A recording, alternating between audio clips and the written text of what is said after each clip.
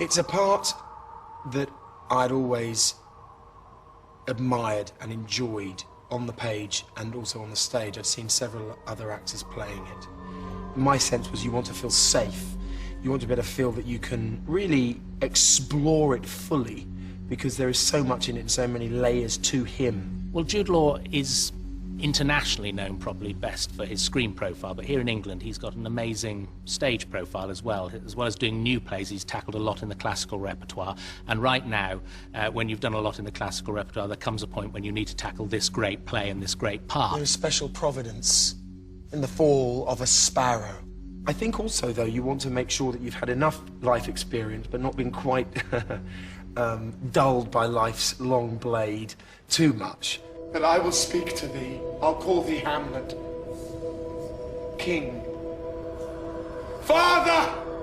And so it just felt that the timing was perfect. There was a sort of alignment with who was involved and me feeling capable but also fresh enough to be able to bring something to it. What have you done, my lord, with the dead body? Compounded it with dust where to 'tis kin. Tell us where... Jude Law is at the sort of peak of his powers now to be able to come and take on this great role and bring the visceral energy and intelligence that he has naturally as an actor to interpreting this part. Alas, poor Yorick. The role offers an actor just about everything. There's comedy. The king is a thing. A thing, my lord. Of nothing. Ah! You are a fishmonger. Tragedy. Go to all no more on't. It hath made me mad. Drama. A villain kills my father, and for that I, his sole son, to this same villain send to heaven. Physicality. But equally, within the part, there's also an incredible everyman journey. He raises questions that I think all of us ask of life. To be or not to be.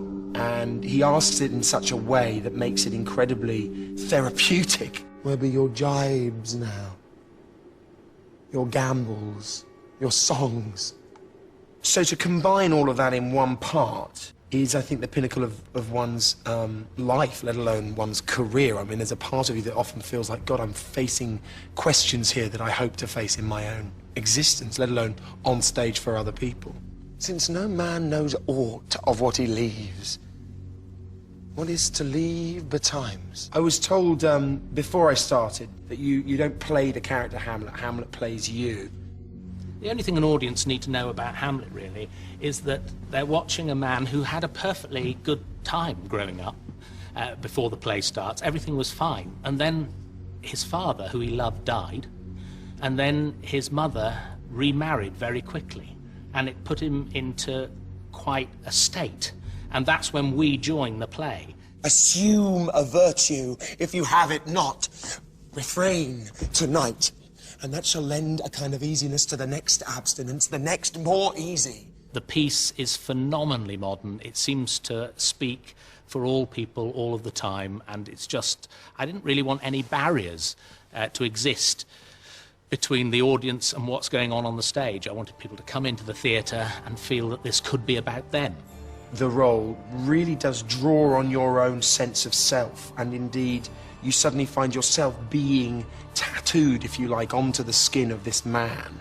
Is this a prologue or the posy of a ring? And the best way through it, I've learned, is to be oneself in a way. That's not to say that I am Hamlet, but it's to say that he demands of you a very honest and a very revealing performance. Why wouldst thou be a breeder of sinners? I am myself indifferent, honest, but yet I could accuse me of such things that it were better my mother had not borne me. It's a question often asked of actors that perform on film and television and theatre. Which do you prefer, or what's the difference? And the obvious difference, and maybe I'm stating the obvious, is the audience. It's a live event. Trip him, that his heels may kick at heaven, and that his soul may be as damned and black as hell. And so to me, the immediacy and, of course, the reaction at the end, whether it's a laugh or a cheer or whatever it is, a gasp, is so pleasurable, rewarding, and that's not something you ever get from film. Why did you laugh then when I said man delights not me?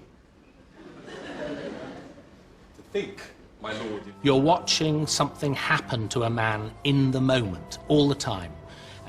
Everything unfolds in the second you're watching it, and it unfolds at a thriller-like pace. It's something that is exciting for audiences to engage with.